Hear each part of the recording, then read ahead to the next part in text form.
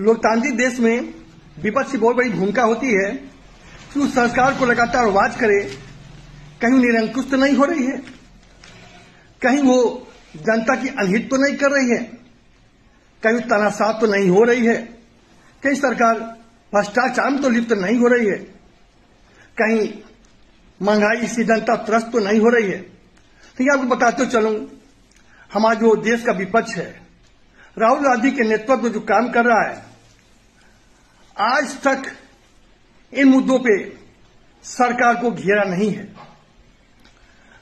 विपक्ष का काम होता है कि कहीं जनता के आत्मसम्मान पे ठेस लगे तो आवाज उठाना होता है, लेकिन चाहे बांग्लादेश हो, चाहे बंगाल का शेष खाली हो, संदेश खाली हो, मुशीराबाद हो, वहां पे जो हिंदुओं के साथ तांडव हुआ उस पर विपक्ष ने एक लफ्ज नहीं बोला, आज तक नहीं बोला।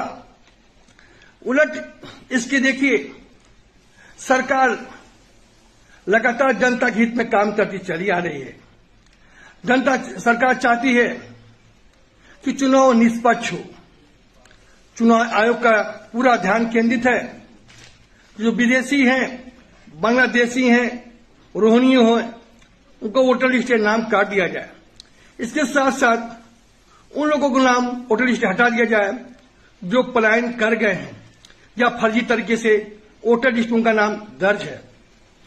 और सरकार का पूरा प्रयास है, चुनाव आयोग का पूरा प्रयास है कि जो लोग 18 वर्ष से ऊपर हुए हैं उनका नाम जुड़े, जो लोग कहीं से पलायित होकर के आकर बस गए हैं उनका नाम जुड़े। लेकिन इस पर भी विपक्ष विरोध कर रहा है, विरोध कर रहा है।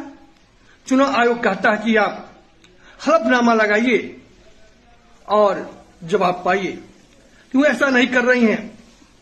वो जनता में बीच जाकर के गुमराह करने का काम कर रही हैं। हालांकि जनता जागरूक है, समझ रही है कौन सही है कौन गलत। अब सरकार एक बिल और ले आई है, उसमें यह कहा गया कि जो 30 दिन तक जेल में रहेगा, चाहे प्रधानमंत्री हो, मुख्यमंत्री हो या मंत्री हो, अगर 30 दिन तक जेल में रह रहा है और पद से इस्तीफा नहीं दिया तो 31वें दिन उसे पद मुक्त समझा जाएगा, ताकि कोई दूसरा आकर के जनता की सेवा कर सके। इस पर भी विरोध हो रहा है। क्यों विरोध हो रहा है? मंत्री या नेता, प्रधानमंत्री, मुख्यमंत्री को उनका जवाबदेही बनता है। वो जनप्रतिनिधि हैं, जनता के अगर जेल में रहेंगे जनता काम कौन देखेगा? ऐसे उनका पद मुक्त होना चाहिए। इसका भी विरोध कर रहे हैं। पर सरकार चाह रही है कि सदन में जो चुन के जा रहे हैं वो ईमानदार छवि के हों, साफ सुंदर छवि के हों। इस पर भी आप विरोध कर रहे हैं। जनता देख रही है, सब बात कर रही है। जनता 1927 में जनता नहीं है जिसको आपने गुमराह किया था, ये 2025 की जनता है, सब देख रही है। ऐसे में मैं कहना चाहूंगा विपक्ष को, अपनी राजनीतिक अस्तित्व समाप्त करने से पहले आप जनता का सामने जनता की आवाज बनिए, वरना आप कभी भी चुनाव नहीं जीतेंगे और जनता गुमराह करके कभी भी आप सत्ता में वापसी नहीं कर सकते हैं। धन्यवाद। मैं मस्ताना, गोरखपुर से।